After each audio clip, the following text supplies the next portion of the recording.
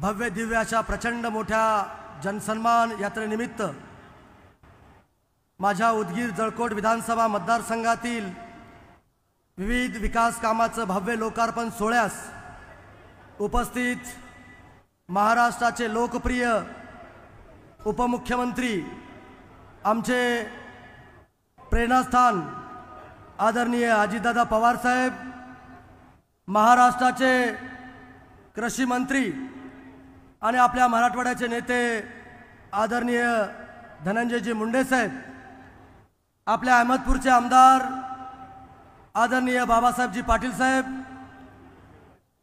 शिक्षक मतदारसंघातील आमदार मराठवाड्याचे नेते विक्रमजी काळे साहेब, तसेच स्टेजवरील सर्वच मान्यवर आणि उपस्थित मोठ्या संख्येनं माझ्या लाडक्या बहिणींनो, माझ्या भावांनो, सर्व माध्यमाचे प्रतिनिधी, महाराष्ट्राचे लोकप्रिय उपमुख्यमंत्री आदरणीय अजितदादा पवार साहेब आज आपल्या उदगीर नगरीत आले आहेत. आपल्यासाठी हा भाग्याचा क्षण आहे आणि म्हणून तुमच्या सर्वांच्या वतीनं आपण टाळ्याच्या गजरामध्ये माननीय अजितदादा पवार साहेबांचं स्वागत या ठिकाणी आपल्याला करायचं आहे. या कार्यक्रमात उपस्थित राहणारे महाराष्ट्राचे लोकप्रिय उपमुख्यमंत्री आदरणीय अजितदादा पवार साहेब सतत जनसेवेसाठी कार्यरत असतात. महाराष्ट्राच्या विकासात अत्यंत महत्त्वाचे योगदान देणारे कार्यक्षम व तडफदार नेतृत्व म्हणून आदरणीय अजितदादा पवार साहेब यांची ओळख आहे. मला मंत्रिपदाची संधी उपलब्ध करून देणारे आपले नेते उपमुख्यमंत्री अजितदादा पवार साहेब यांच्या सहकार्यानं उदगीर आणि जळकोटचा प्रचंड विकास मला या ठिकाणी करता आला. मित्रांनो, आज त्यांच्या शुभ हस्ते आज आपण नूतन सर्व इमारतीचं लोकार्पण सोहळा, उद्या सुद्धा आपण बॅरेजेस, प्रशासकीय इमारत, रेस्ट हाऊस अशा अनेक प्रकल्पाचं आपण लोकार्पण सोहळा त्या ठिकाणी आपण करणार आहोत. उदयगिरी बाबा व खाजा सय्यद सदरुद्दीन बादशाह यांच्या पदस्पर्शाने पावन झालेल्या भूमीला गौरवशाली परंपरा आहे. प्राचीन काळापासून या नगरीने सामाजिक ऐक्याचे व बंधुभावाचे आदर्श घालून दिले आहे. खाजा सय्यदुद्दीन बादशाह दर्गा असेल की अन्य धार्मिक स्थळे, यातून दिला जाणारा एकात्मतेचा संदेश इथल्या जनसामान्याच्या ऐक्यासाठी बळ देणार आहे. मित्रांनो, मी जास्त वेळ बोलणार नाही. आज तुमच्या सर्वांच्या आशीर्वादानं 2019 मध्ये प्रचंड बहुमताने मला या भागाचा आमदार होण्याची संधी आपण या ठिकाणी दिली आणि नेतृत्वाने मला पहिल्यांदा राज्यमंत्री पदाची आणि नंतर आपले नेते आमचे प्रेरणास्थान माननीय अजितदादा पवार साहेबांनी कॅबिनेट मंत्री पदाची संधी या ठिकाणी मला दिली आणि म्हणून या संधीचा उपयोग सर्वसामान्य जनतेच्या सेवेसाठी, इथले प्रश्न सोडवण्यासाठी मी त्या ठिकाणी केले. मित्रांनो, मला अनेक गोष्टी या ठिकाणी सांगता येतील पण खूप वेळ झालाय. माझ्या माता भगिनी 11 वाजल्यापासून वाजत गाजत दादांच्या भेटीला, दादांना राखी बांधण्यासाठी त्यांच्या गावामधून या ठिकाणी आलेले आहेत. मला त्यांची जाणीव आहे आणि एवढेच जनता मैदानाच्या बाहेर सुद्धा त्या ठिकाणी आहे आणि म्हणून रस्ते असतील, जलसंधारणाचे कामं असतील, पाणीपुरवठ्याचे कामं असतील, विविध समाजाचे भवन असतील, आरोग्याचे प्रश्न असतील किंवा प्रशासकीय इमारती असतील किंवा महापुरुषांचे स्मारक असतील किंवा बस स्थानक असेल किंवा MIDC असेल किंवा परिवहन मंडळाचे कार्यालय असतील किंवा विद्युत विभाग असेल किंवा क्रीडा विभाग असेल किंवा नगरपंचायतचा विकास असेल, अशा अनेक विविध विकासाच्या योजनेचं काम आपण गेल्या 5 वर्षामध्ये त्या ठिकाणी केलेलं आहे. मित्रांनो, आपण साक्षीनं पाहताय, उघड्या डोळ्यानं पाहताय, विकास झालाय का नाही झालाय? दादाला एकदा सांगा, तुम्ही जोरात सांगा. आणि म्हणून आता आपल्या उदगीरचा चेहरा मोहरा या ठिकाणी बदललेला आहे आणि म्हणून आपल्याला एक आठवण आहे की 16 ऑगस्ट 1982 लातूर जिल्हा झाला आणि लातूर जिल्हा झाला त्याची निर्मिती AR अंतुले साहेबांनी केली आणि आजही AR अंतुले साहेबांचं नाव सुवर्ण अक्षरामध्ये लातूर जिल्ह्यामध्ये त्या ठिकाणी घेत आहेत.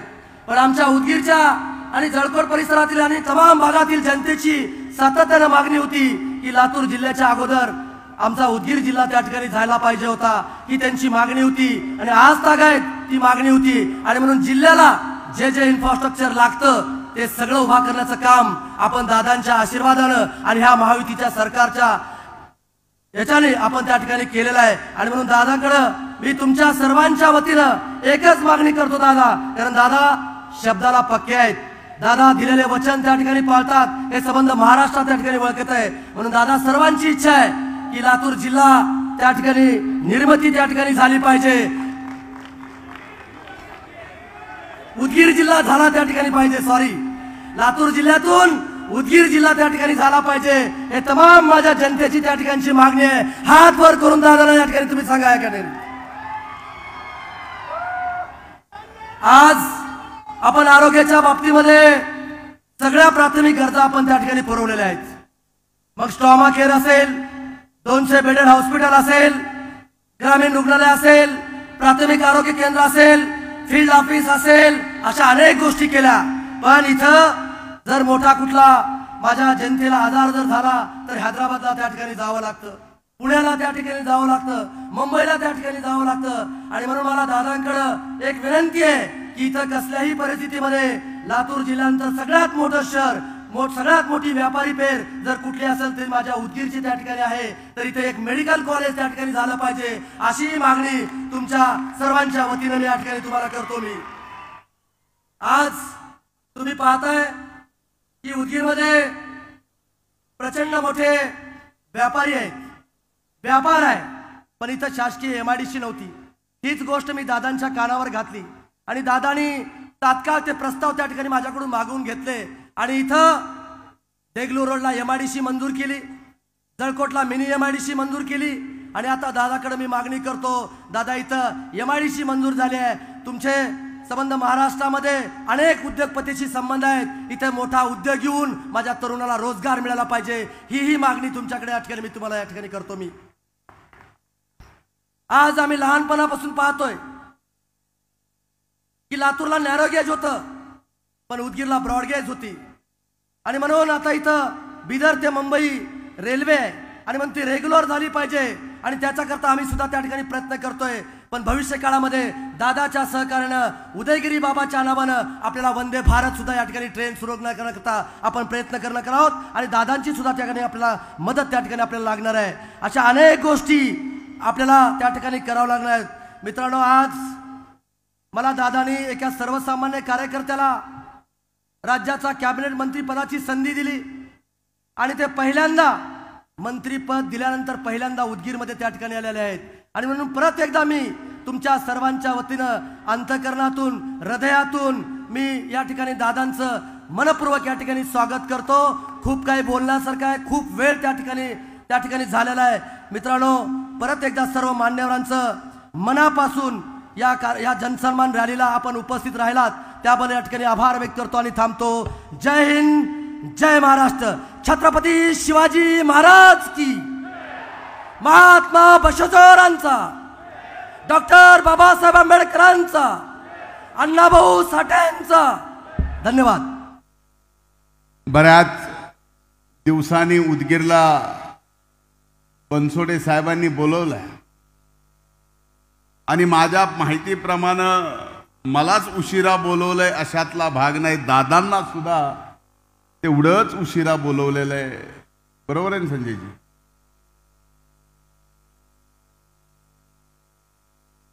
पण आजचा हा कार्यक्रम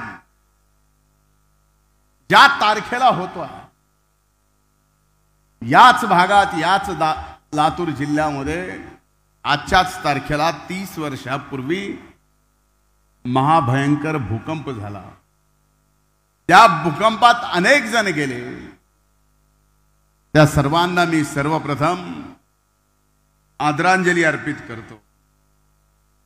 खरं तर आजचा हा अभूतपूर्व आणि ऐतिहासिक कार्यक्रम पाहिल्यानंतर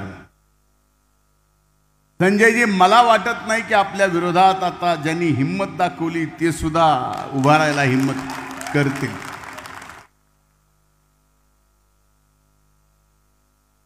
मी अनेकदा दादांचं एका व्यक्तीवर, आपल्या सहकार्यावर प्रेम पाहिलं. अनेकदा एखाद्या आपल्या सहकार्यावर दादांनी दिलेली ताकद पाहिली. पण उदगीरमध्ये आल्यानंतर याच्या पलीकडे दादा काय आहेत हे मला या ठिकाणी दिसलं. मला वाटलं संजय बनसोडेंना फक्त क्रीडा आणि बंदरेच दिले का काय, मंत्रीपदच आहे. पण मंत्रीपदासोबत मतदारसंघाच्या विकासासाठी संजयजी फक्त तुम्हाला 6,000 कोटी रुपये या ठिकाणी दिले. 5 वर्षात 6,000 आणि मंत्रीपदही. असलं उदाहरण दादा. हे फक्त संजयच्या बाबतीतच आपण करू शकतो. पण एक निश्चित आहे, आज ज्यावेळेस जनसन्मान यात्रेच्या निमित्तानं दादा बाहेर आहेत, बाहेर पडल्यानंतर या महाराष्ट्रामध्ये जनसन्मान यात्रेच्या निमित्तानं या महाराष्ट्रातल्या आमच्या भगिनी दादांना राखी बांधून जे आशीर्वाद देत आहेत, ते आशीर्वादच संजयजी आपल्या सगळ्यांना येणाऱ्या काळात तारून नेणार आहेत. आमच्या या माय माऊल्यात त्यांच्या आशीर्वादातून आम्हाला तारून नेणार आहेत. एक मला काही गोष्टीची कमाल वाटते.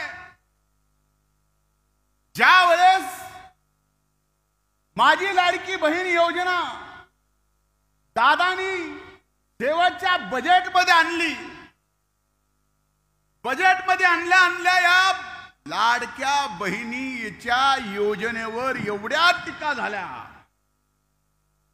असं होऊ शकत नाही. पुन्हा म्हणले पैसे आणणारच कुठून, पुन्हा म्हणले पैसे आले तर देणारच कुठून. पुन्हा ज्या वेळेस 2 महिन्याचे एकदाच 3,000 रुपये दिले, ते म्हणले असं कसं झालं, हे सगळं चुकीचं आहे, आम्ही कोर्टात चाललो. म्हणजे जर महाराष्ट्रातल्या माय मावल्यांना महिन्याला 1,500 रुपये दादा या ठिकाणी देत असतील, महायुतीचं सरकार देत असेल, तर इथं मात्र महाविकास आघाडीच्या सर्व नेत्यांच्या पोटात दुखायला लागलं. ते म्हणले अरे असं जर बहिणीला 1,500 रुपये महिन्याला गेले तर आपलं काही खरं नाही.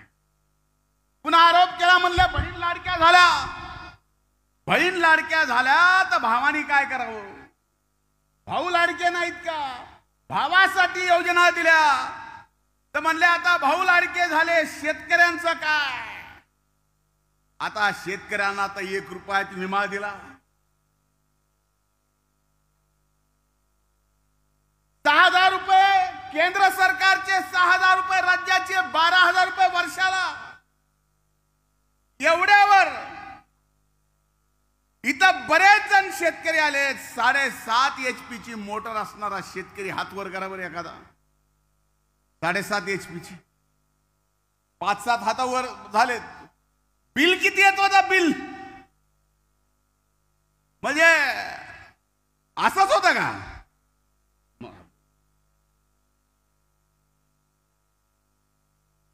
म्हणजे ह्याच्यावरच अरे 7.5 HP च्या मोटराचं बिल 10,000 रुपये येतं. हे 10,000 रुपये म्हणजे मागचं बिल भरायचं नाही आणि पुढचं बिल येणारच नाही, अशी व्यवस्था आदरणीय दादाने आपली करून ठेवलेली आहे. एवढ्या अभूतपूर्व योजना थेट मायबाप जनतेच्या दारात या ठिकाणी जात असतील तर मी दादांचं मनापासून अभिनंदन करतो. या मराठवाड्याच्या मातीत आपलं स्वागतही करतो. आणि दादा यापुढेही जेवढं देता येईल तेवढं या मराठवाड्याला सुद्धा द्या, कारण शेवटी मराठवाड्याचा विकास फार महाग पडलेला आहे. आणि या विकासाकडे आपण लक्ष दिलं तर आम्ही सुद्धा पश्चिम महाराष्ट्रासारखं, कोकणासारखं या ठिकाणी ताकदीनं आमच्या भागाचा विकास करू. एवढंच या निमित्तानं बोलतो. थांबतो. खूप खूप धन्यवाद.